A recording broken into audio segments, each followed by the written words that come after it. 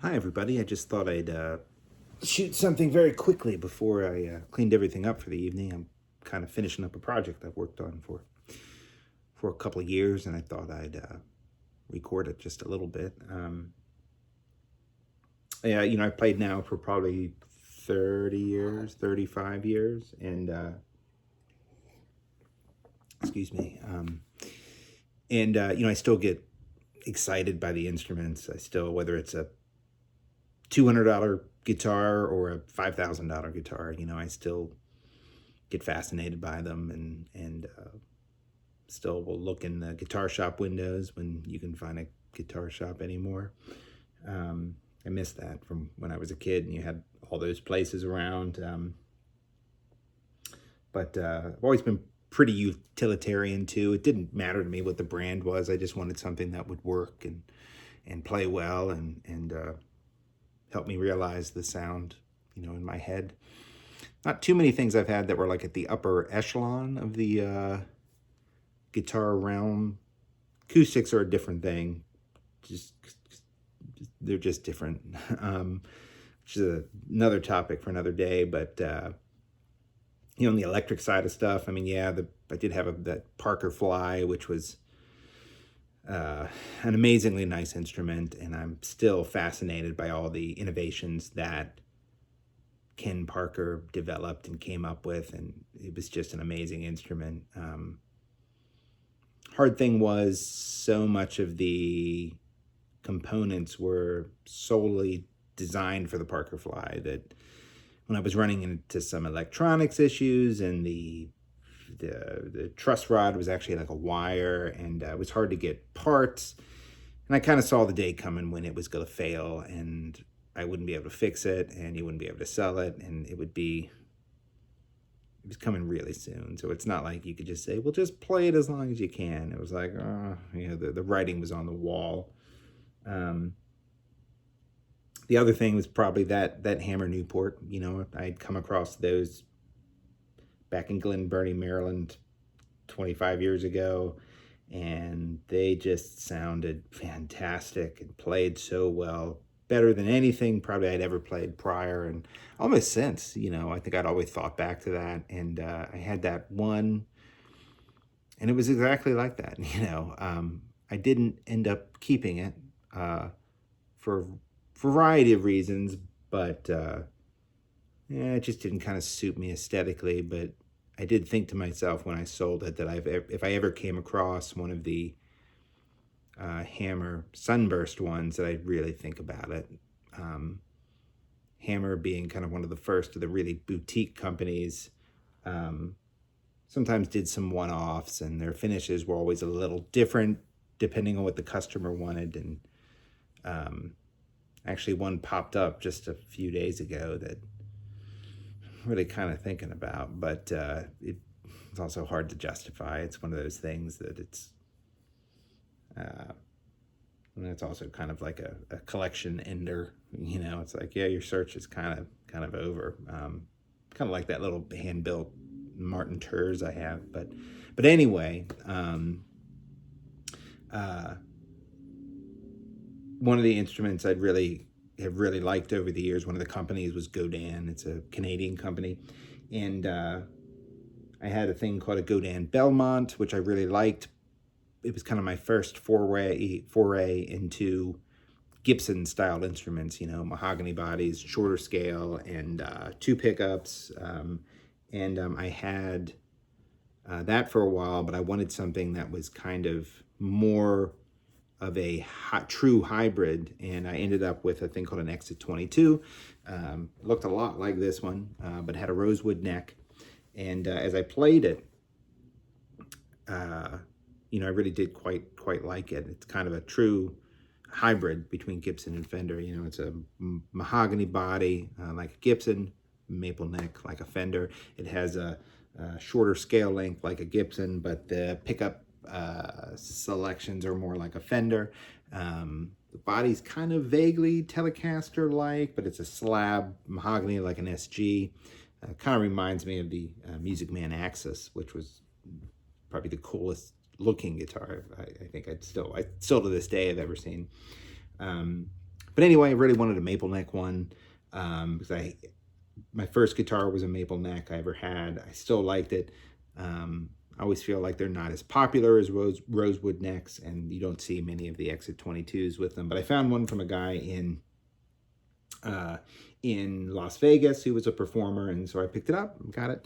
And about 10, 15 years ago, I started doing a lot of my own work on my instruments, because it's just hard to find somebody to do it that will do it well and will, on time, and do it in such a way that really puts the time into fixing something the correct way. And kind of all the stuff I'd learned over the years, I kind of put into this, from wiring and fretwork, and kind of coming up with custom ways to do parts. And I ended up kind of hand buffing all the finish out, and so it really looks almost probably better than new. I ended up kind of hand dremeling the tuners so they'd fit. It's kind of also all my favorite hardware over the years that go to tuners. I hand cut the nut and set it all up, and went through like a 20-step process to polish frets, and I filed, chamfered the fretboard, and used the old StewMac crowning files to kind of bell, kind of round the fret edges, what they call that, the bell curve on the something, I don't know, the domed fret ends. The Callahan knobs, I ended up putting a nickel bridge on it, the Highland bent steel saddles, which are cool because they kind of bend underneath. Oof, boy, I'm having a hard time talking today. It's been a long day. But so they don't kind of hurt your hand. Had Godin pickups in it originally, which I did really like. The Exit has them, and I think they're great. But they did have some kind of short in the wiring, and it just ended up failing. And I really couldn't fix it, just because of the way it was originally wired. You can't get them from Canada anymore because of the tariff situation. They're actually not allowed to ship them. So I started a kind of a pickup hunt. I didn't want anything too expensive, because I don't really know how I feel about really boutique kind of pickups and things anyway. Just not sure. But I found a company based out of the UK called ToneRider.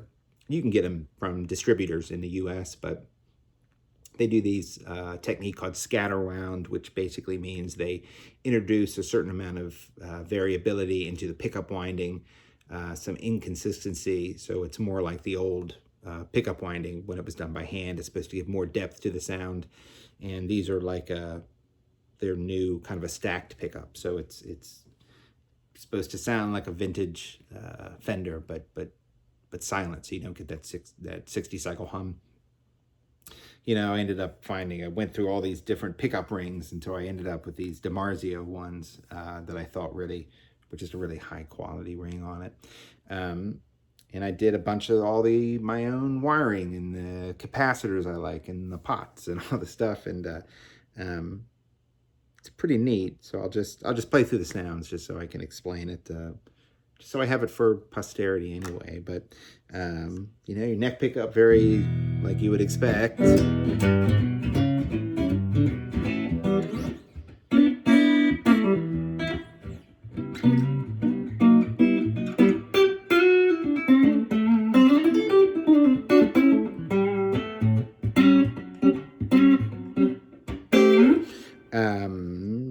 You get in the position 2. I always think of it as being the Robert Cray sound to me.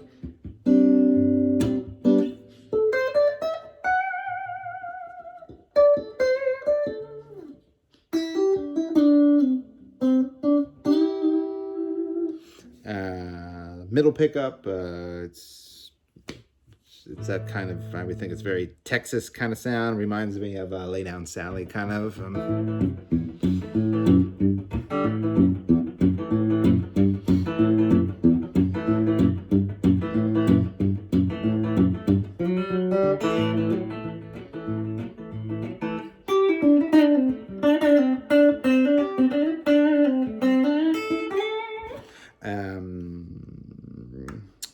You get in the position 4. It's kind of it's a little more powered because of the humbucker. It kind of gives you that super strat kind of Sultans of Swing kind of thing.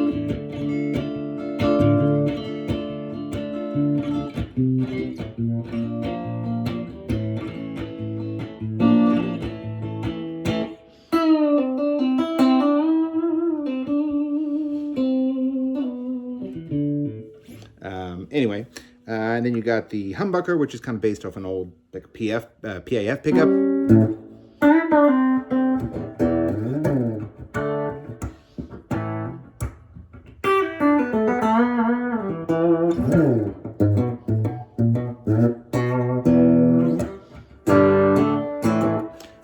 And then what I ended up doing was I was able to tap the humbucker. But I experimented with a bunch of different mods. So you're not just tapping it, but you're putting a resistor in basically. So instead of using exactly half the pickup, you're using, 50, 55, 60%. And I ended up with Paul Reed Smith. This is nerdy stuff. Uses like a 2.1K resistor. Lindy Fralin recommends a 7.0 resistor, and I ended up with like a 6.2 or something. But it's pretty cool because you can go from the humbucker to a more of a single coil sound. And so when you're dealing with like your neck pickup, I'm trying to think here.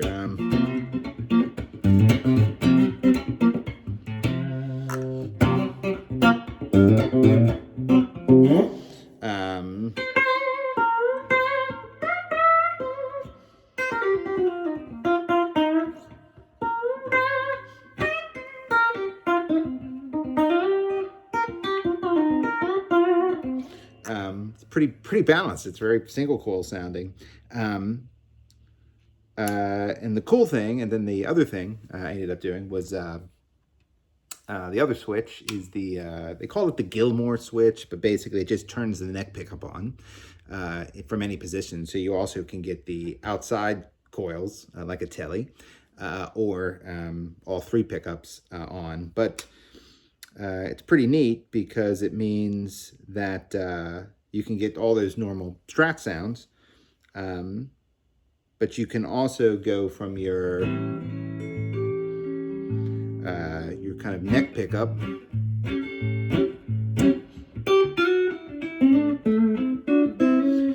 hit them, and it's kind of like a Tele switch basically. So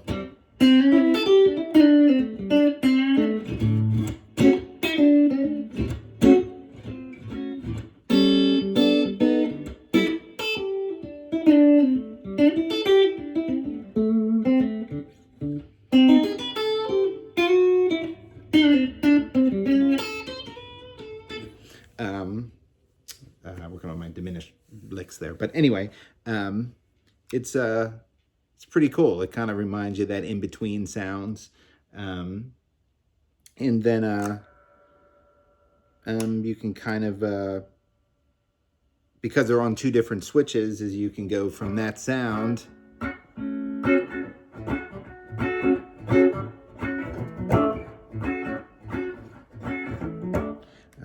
sorry, I'm not in the right place.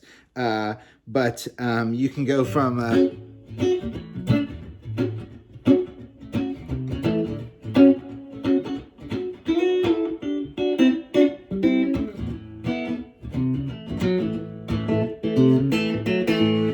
then you can go right easily, hit them both, and then you get your humbucker for kind of a lead boost.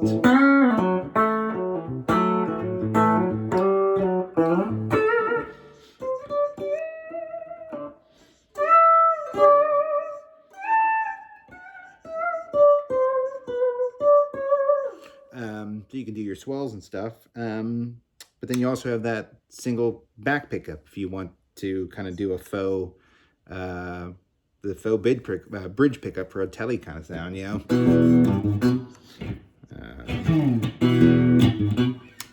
Here we go.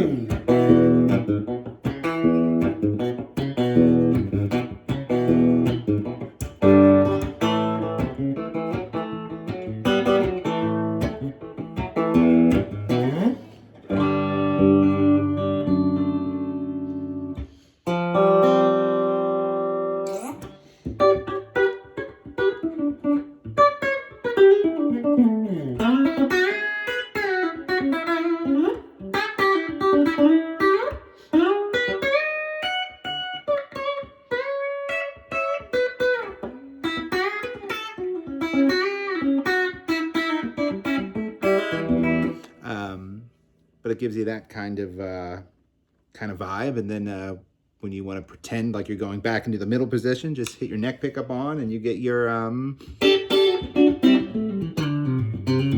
you're back to your middle sound, and you can go right back to your neck pickup. So it's pretty cool. You can kind of end up getting a lot of different sounds from it, and I think it.